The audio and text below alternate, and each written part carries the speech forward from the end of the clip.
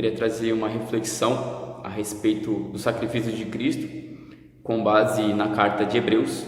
É uma carta que aborda esse tema, né, o sacrifício de Cristo, com ricos detalhes, e ele traz referências do Antigo Testamento e afirma que os sacrifícios que eram feitos na primeira aliança, né, quando o sumo sacerdote entrava anualmente no lugar santíssimo, no Santo dos Santos, ali no tabernáculo, para oferecer um sacrifício de propiciação pelos pecados do povo, ele fala que, o autor de Hebreus, ele fala que esses sacrifícios eram apenas uma sombra do que haveria de vir, e que a realidade era Cristo.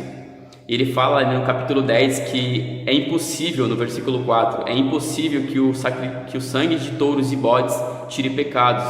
Então, se é impossível, então eu posso afirmar com certeza que aqueles sacrifícios que eram feitos na primeira aliança, na antiga aliança, na verdade, nunca propiciou os pecados daquele povo. E que, na verdade, a única coisa que estava propiciando os pecados daquele povo no passado era e sempre foi o sacrifício de Cristo, que haveria de acontecer no futuro. Isso mesmo, o sacrifício de Cristo, ele é atemporal. Então, se tratando de uma sombra, o sacrifício da primeira aliança, eu vou dar um pequeno exemplo para vocês. Eu estou aqui com a minha mão, né? A luz desse lugar onde eu estou reflete, né? Bate na minha mão e gera uma sombra, né? E eu estou aqui com o meu boné, está aqui na mesa, né? A luz reflete a sombra da minha mão. Eu vou pegar o meu boné, peguei ele.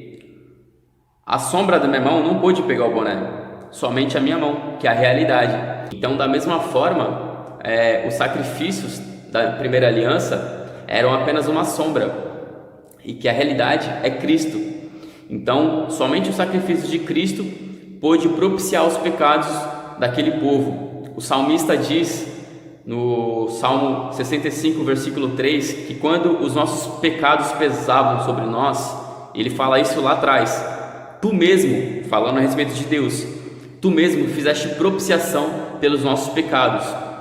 Isaías, no capítulo 53, uma passagem famosa, no versículo 4, diz que certamente ele tomou sobre si as nossas enfermidades, falando a respeito do sacrifício de Cristo, e levou sobre si as nossas doenças.